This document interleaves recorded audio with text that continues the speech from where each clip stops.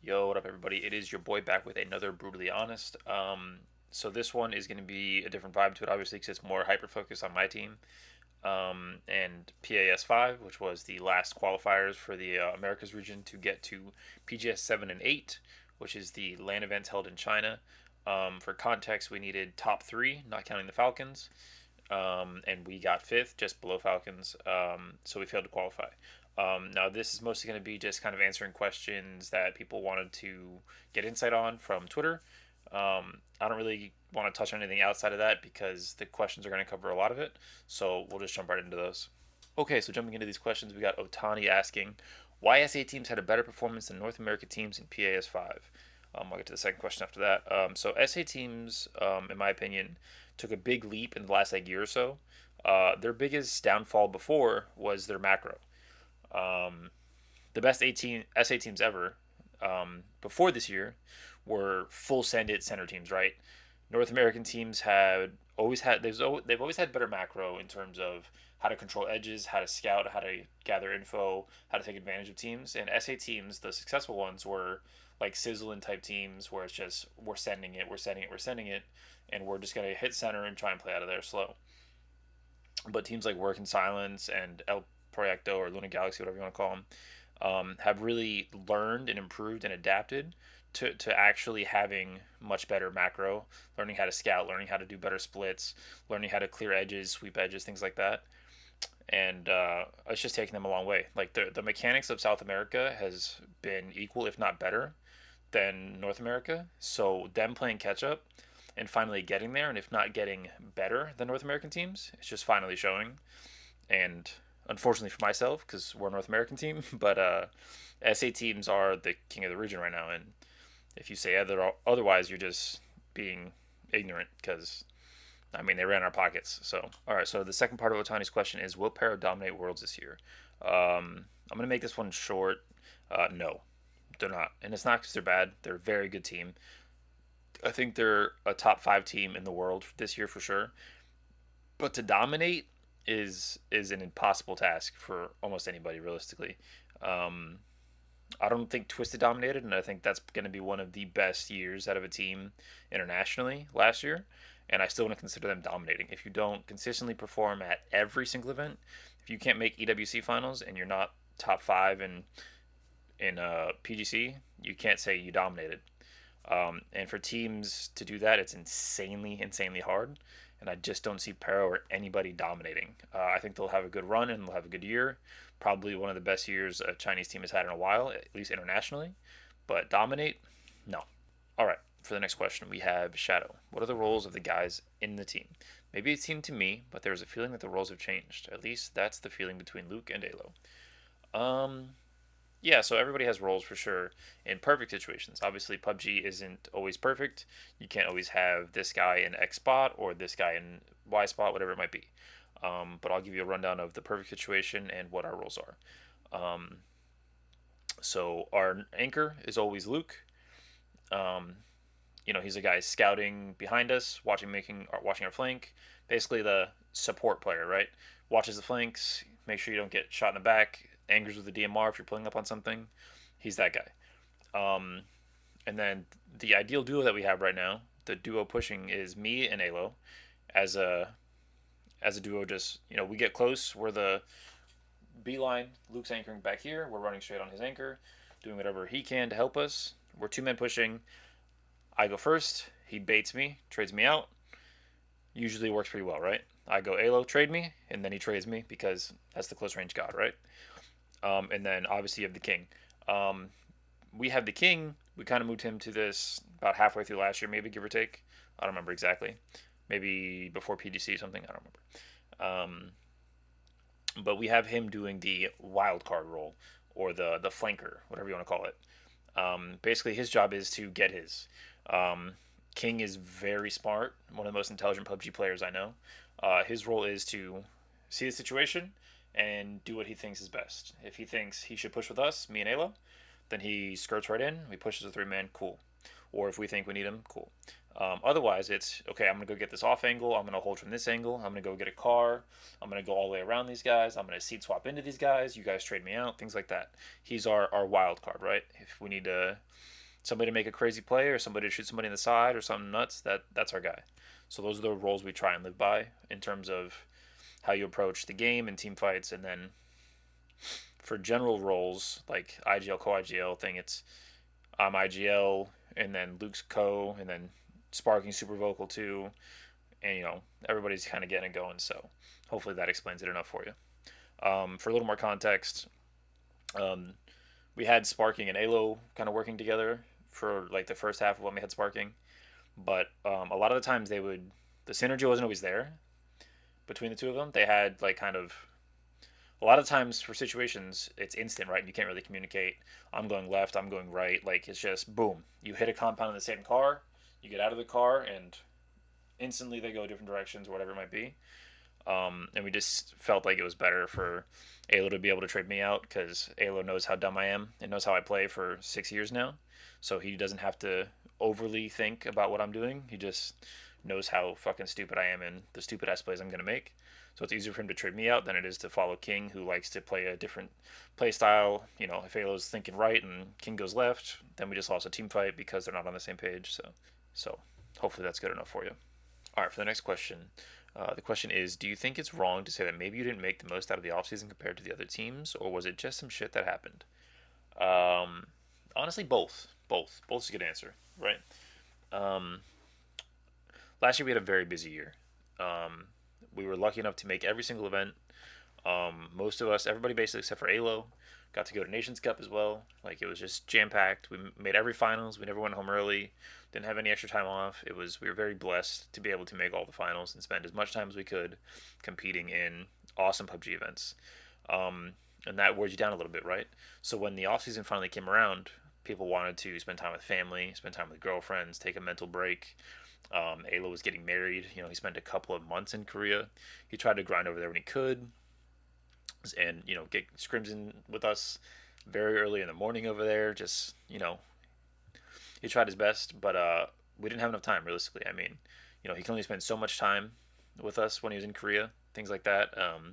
If you're all the way in Korea getting married and you're not focused on the wedding and getting that situated, then you're probably not going to have a wife very long or a life because she might kill you.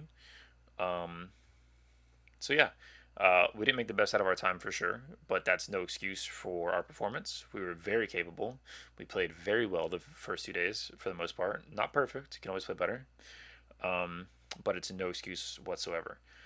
Would have loved to grind more, but it just wasn't a reality, unfortunately. Some people need time for things, and it is what it is.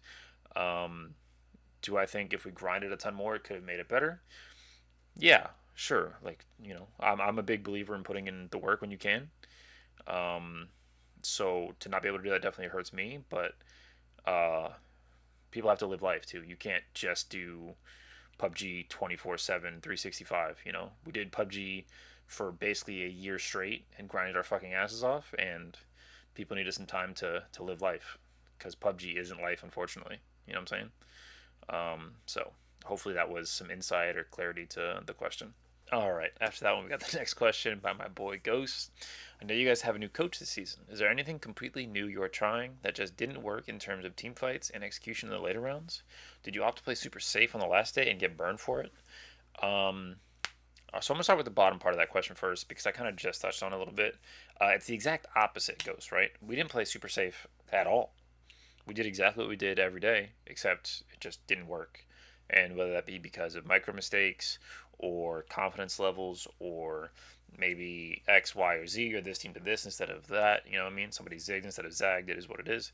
But no, we didn't play safe. We camp teams every fucking game. That's not safe. There's nothing safe about camping in 3 or 4 out of the last 6 games on the game day or anything like that. And in terms of the top side, you guys have a new coach. Anything completely new you're trying? Not really. The camps aren't new. We camped all year last year. We were fucking international terrorists with how we played the lobbies. Yeah, that's basically it. I think, some team fights and some execution or people dying for free, X, Y, and Z happens here or there. That could always be tuned up and worked on. But I think the coaches that we have now, just to touch on them a little bit, especially when they get more comfortable and more in tune with everything. Nomi does amazing work. Analytical final boss. You know what I'm saying? He did great work for us, put a lot of effort in, and really appreciate him. And can't wait to hopefully make his life easier in terms of, you know, not needing as much information because it's already kind of has a baseline and things like that. And then same thing, Extreme 2G Russ. He did great. He's stepping into a very weird situation to where we fucking played phenomenal last year. So anything less is a failure. And he's gonna feel like shit. But honestly, I think he's doing a great job. Um, Not much more to say. I don't think those guys negatively impacted us one bit. I think if anything, we let them down. So if either of you are watching this, sorry about that. It's my bad. Love you guys. Appreciate you guys. Hopefully, this is the last apology you get. But it is what it is. We'll jump to the next one. All right, for the next one, we got Bunt. What are your thoughts on the Gooners? So two things, right? The Gooner situation and then the Gooners in general. Um, Gooners in general, you guys are fucking insane. Not like good, just like you guys are like clinically insane. Um, you guys are fun to watch, not fun to play with. Uh, I hope that makes sense, and I hope that's not too toxic because I do genuinely love a lot of you guys. You know what I'm saying? Yeah, fucks with all you. You know, Matt, Icy, you, Greg. You guys are all good guys. But fuck you guys. You guys are lobby terrorists to like a very weird level, and it's gross. I don't like that. If I see a four-car convoy that's literally like nut to butt, uh, and I see a Panzer hanging out the side, like I'm just not feeling good about life. But outside of that, you know, what I mean, we're vibing. And then the Gunner situation with whole CAD thing was just weird. PUBG's fucking more clinically insane than you guys are to say you can't drop somewhere. Uh, I know Bunt said his whole DDoS, whatever the fuck, bullshit attack drama thing with Roth was jokes, but that's a dumbass fucking joke. Uh, so I think if PUBG was to punish Gooners at all, they should have fucking disqualified you guys completely. But to tell a team they can't drop somewhere is beyond insane and an awful thing to even try and do. And I think you guys should have just jumped on CAD and said fuck PUBG, ban us then, because that would have been much better than anything else. But yeah, that's about it. Gooner's gonna goon. Hopefully they don't goon us. It is what it is. You know what I'm saying? All right, next question. We got T-Sock. What would you change to help NA player development? Seems like unless you're a god tier aimer turning 18, going to Al Quesadilla, or for funning, it's difficult to fine tune the nuances of T1 comp with numbers of games and lack of other experience to draw from. Um, the simplest answer is you can't change anything. There's nothing to do.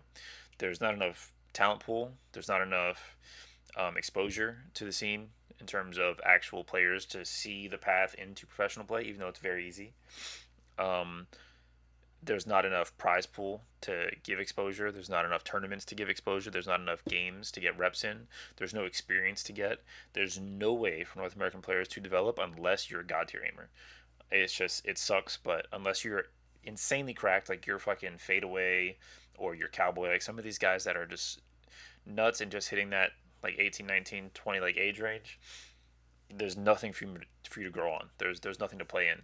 At least Europe, like you have multiple scrim sets, multiple small tournaments, multiple things you can kind of keep climbing into.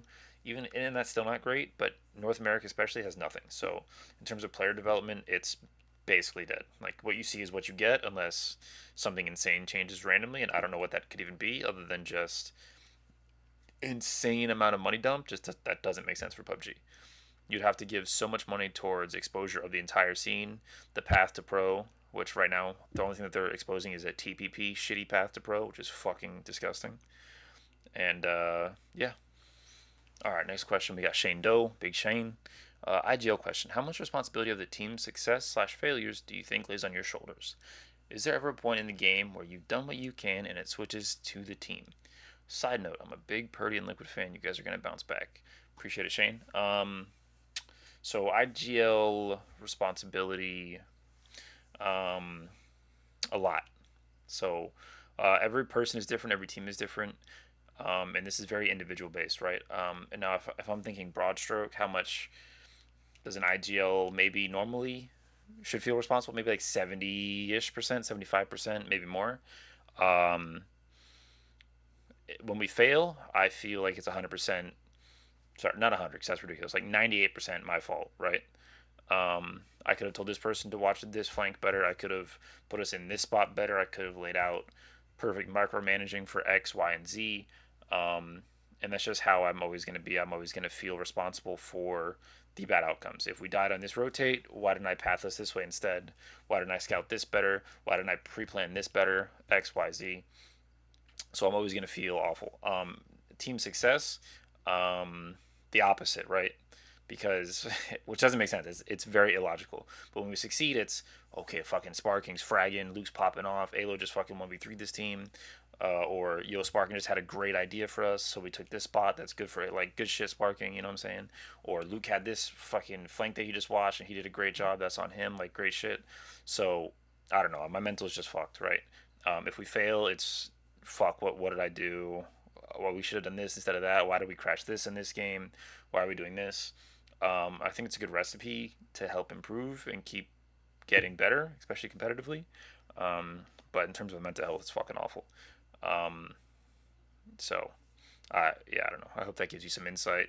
But I don't know when it switches to the team's fault outside of the IGL, unless like people are just giving up like insane knocks. Like the amount of times we got to tell Alo to stop peeking. You know what I'm saying? Because the motherfucker just likes to ego peek everybody. Outside of like that, it's probably always my fault. And then on those times, it's only Alo's fault. So hope that's what you're looking for, Shane.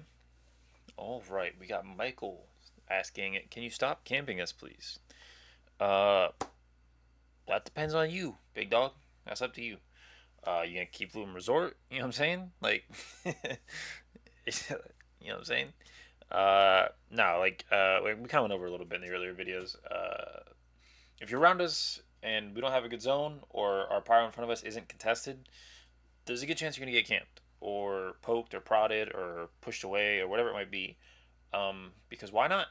Why not, right? You should know that if you've ever been in North George and you versed us in a lobby, you've probably seen a not so good side of us. You know what I'm saying?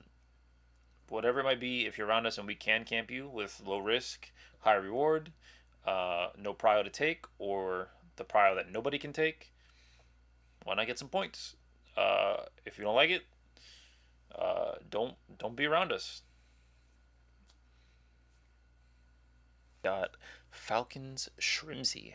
You said before that if Alo grinded the game, in your opinion, he'd be a top player in the world.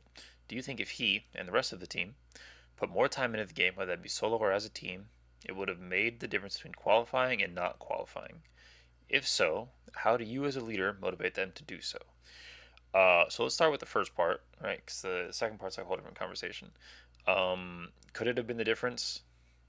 Of course it could have. Of course it could have. I think it's foolish to say that it would make no difference. Practicing and trying to improve, why would you say that that's a bad thing or would make you worse, right? If it could only make you better, then obviously our chances would have been better. I would like to say, in defense of the team, obviously we started late because of some priorities we talked about earlier in this video, and just life getting in the way, right? In terms of getting back on the horse, so to speak.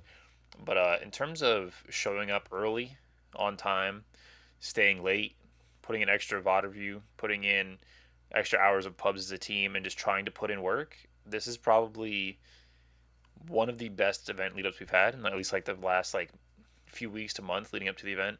People were at least an hour early every single day, putting in extra time after scrims, doing in-depth VOD reviews. Especially like coach, analyst, Nomi, Russ, they did great. The team itself, we would play pubs for a couple hours before sometimes, a couple hours after sometimes. Just talk about the games, talk about the play styles, do some Twire reviews, all that stuff. I think the team put in a lot of good effort. Now, obviously, like I just said, could always be better, can always be more practice, can always be more review, X, Y, Z. So, yes, everybody, including myself, especially myself, can put in more effort to practice and get better at the game, and it would make a difference no matter what anybody else might say, because I've heard before that the more you play the game, the worse you get from certain people, blah, blah, blah. The more you play, the higher your ceiling is going to get. Now, to the second half of that question, if so, how do you as a leader motivate them to do so? Um, I don't know. I don't know the answer to that question. If I did, I would probably do it. But I think the willingness to practice and improve to the best ability that you can is up to each individual, and you cannot motivate them. One of the biggest skills to have in most sports or esports are the two things: it's availability and motivation, right? If you have those two things, you're leaps ahead of most players. Unfortunately, a lot of players are just gifted and don't need to do those things, right? Um, so there's nothing you can do. People just have to be motivated personally to want to improve and be the best player that they can possibly be, and there's nothing you can say that is going to convince them. If there is, maybe drop it in the comments. I don't know. Maybe that's a good. You guys give me some tips. What's like a good? How do you get somebody to practice without? I've already gone through this between multiple different players and rosters over the years. You know, I've been competing for going on 8 years soon, and I've had a plethora of players that I played with. I have no idea. I have no idea. You can't say, well, don't you want to be the best version you can be? Don't you want to, do it for the guy next to you? Don't you want to do it for yourself? Don't you want to fucking lift the trophy? Like none of that's gonna get them to show up every day. You know what I'm saying? There's nothing you can do to motivate or give people discipline in those aspects. It's up to each individual. I can't make people double block. I can't make people play 10 hours a day. Like it's up to everybody, and it's gonna come and go as it pleases. And if you guys have a solution, please, I'm all ears. But until then, it is what it is. You know what I'm saying? All right. So for the next question, we have the same guy. We go, looking back more calmly now, when you opted to mark the edge to lock down the game against some teams or pick up points, what was missing? Successfully executing it, or actually not making that decision? Now this is a question I've got a lot. He included a couple screenshots here from a few of the camps we did, and we've had a lot of conversations with this as a team and how we want to play the game. Um, and I got a lot of flack for this by the casuals, not directly, but just catching strays for, you know, how we're playing and what's going on and what the fuck's this IGL doing type of thing, which is always a fun one to see, especially from other players, like the other comp players in chat, like fucking bad boy fucking 2K, just like, what are these guys doing? Why aren't they playing for Prio? Like, what the fuck is this, Purdy? Like, bro, why yapping? You know what I'm saying? Like, anyways, so for context for this, I'm just going to do actually something different here. I'm going to pull up a Twire and kind of give a quick explanation of the thought process and what goes on behind things like this. And I'm going to go to the one that we fucked up the most, which was caught on stream, which was the Gooners camp near Cube. Right, so I'm going to switch this window capture real quick. All right. So the biggest thing here for us, right, the thought process coming into it. Let me pull this little circle up so I can have something to pull around. All right. So the thought process into this is, okay, we're doing well right now in this tournament, and we've been camping. This is just our play style. We just camp. And we're not going to change how we're playing because it's the final day, right? Like, one of the main things that people always tell you when you're doing well is you don't play to lose, right? You don't play scared. You don't play to lose the game.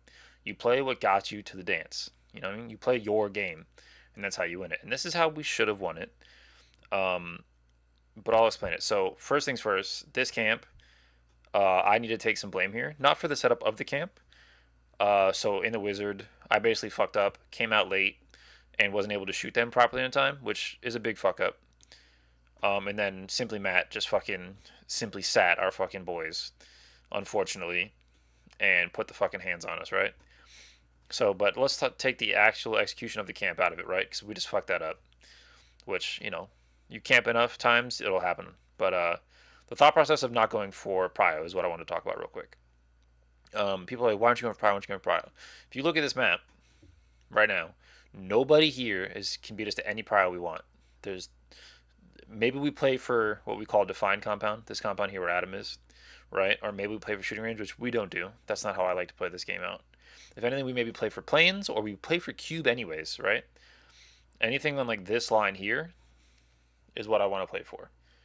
All right. So with that in mind, if we kill this team, our Gaka team, not only do we have all of our prio still inside of this circle, anything in this circle that we want, we also have less pressure at all for the entire C1.